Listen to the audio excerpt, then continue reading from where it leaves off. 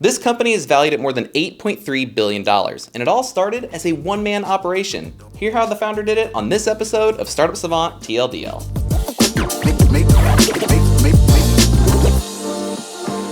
Good day. We are going to get right into it. Could you tell us a little bit more detail on what Tipalti is?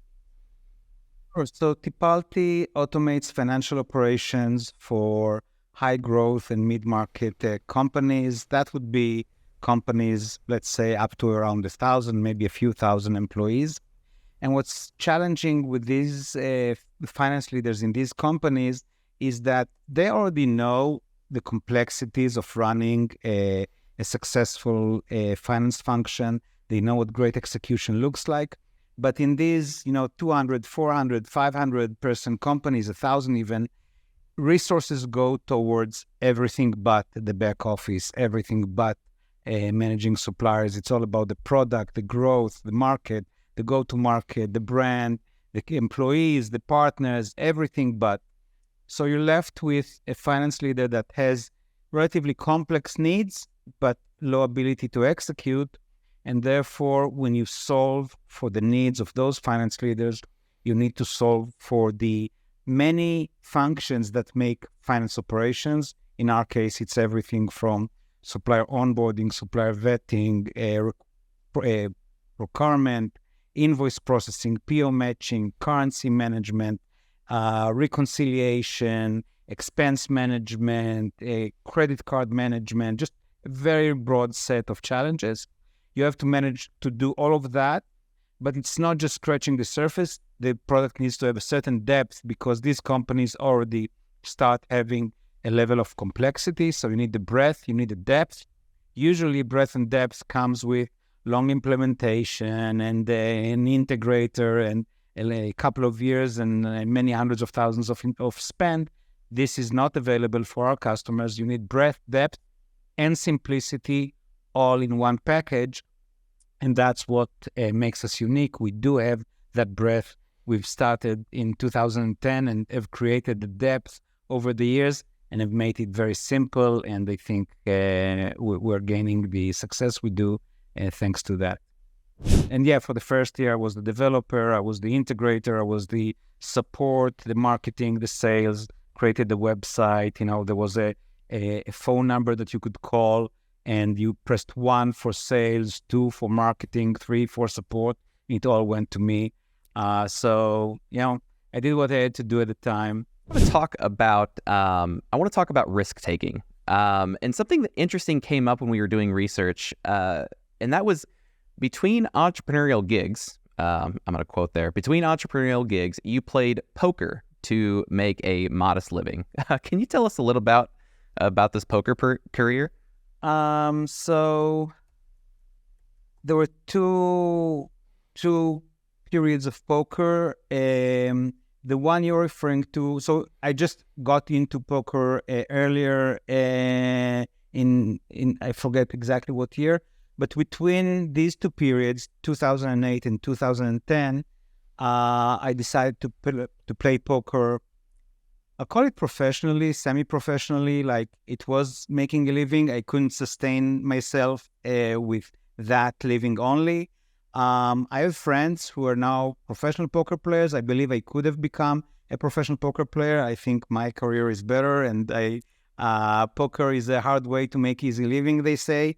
So yeah, I loved poker. I love the multifaceted aspects of poker. There's psychology, there's logic, there's reading the room, there's statistics, there's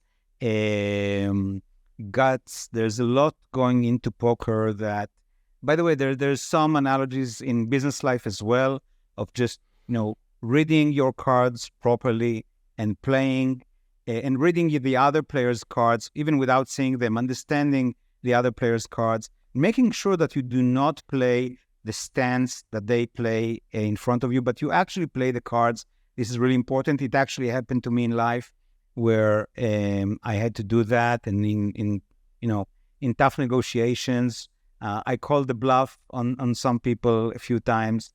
So yeah, that was a fun period of time, but when Tipalti drew me, it sucked me all in, and that was all that I was doing. So going back to that funding, I know you've got a ton of experience with it. Yeah, I mean, the last round y'all raised was your Series F, which is much further along in the alphabet than most of the conversations that I have. What if you could share that investor that you walked away from, that it just wasn't right? What was it about it, and what kind of tipped you off to the fact that this wasn't right and it wasn't going to be a good decision? It was 2017. We went out to the market to fundraise. We got 3 term sheets. And at the same time, we got an acquisition proposal. And I was generally against M&A or being bought. But one of the investors said, it's too good to, you need to explore it at least. I went and explored it. And after a few months, decided to walk away. It wasn't a good fit. Went back to these 3 term sheets, and I had to choose one. And we chose, Oren and myself, we chose a person that actually felt right for us. Of the 3 term sheets, he actually felt the most compatible with the company. A few months into, and now there was immediately after, the day after signing the term sheet, the first red flag was raised. It was technical.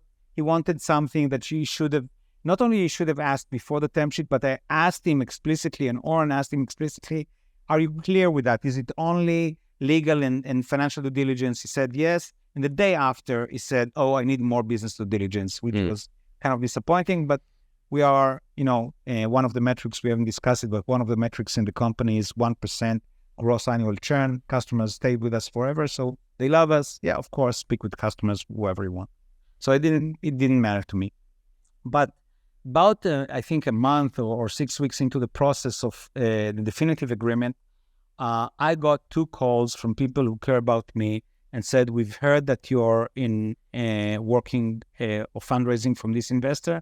Be careful. He has a reputation. I spoke with Oren. Oren said, you know what, we really need the money. Maybe it's not that bad. Let's evaluate it or something. Then he got a couple of calls as well. And then we decided to confront the investor and tell him what we've heard. And long story short, we said, you know what, we'll craft the agreement in a way that protects us. Let's have an agreement that is very restrictive and hopefully is a great partner. But if not, we'll have the agreement that protects us. And the investor agreed, and we moved on. And then really the last moment of the day of signing the definitive agreement, there was a small thing I wanted to change. There was 2 clauses. There was a first clause, immediate, and then a second clause. And the second clause was 30 days out, and it was a very complex year for me.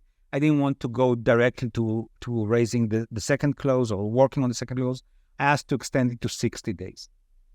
Who cares? 30 days first close, 60 days first close. I asked my lawyer, and he said, asked him if I need approval from the investor.